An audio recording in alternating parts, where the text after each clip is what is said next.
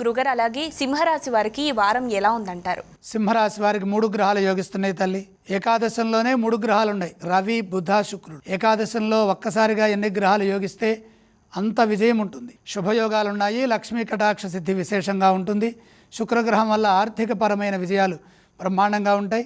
ఇప్పుడు తీసుకునే నిర్ణయాలు పటిష్టమైనటువంటి భవిష్యత్తునిస్తాయి. శుభప్రదమైన భవిష్యత్తు లభిస్తుంది. కార్యాచరణ రూపంలో క్రియాశీలకంగా పనిచేయండి. ఆత్మవిశ్వాసంతో ముందుకు సాగడం ద్వారాగా ఉద్యోగంలో శ్రేష్టమైన ఫలితాలుంటాయి.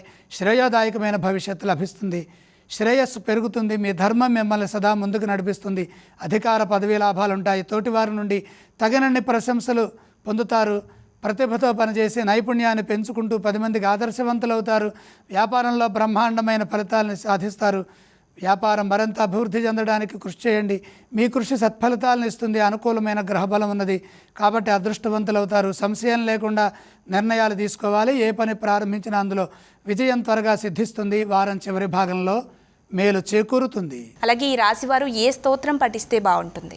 సింహరాశి వారు లక్ష్మీ ధ్యానం చేయడం చాలా శుభప్రదం.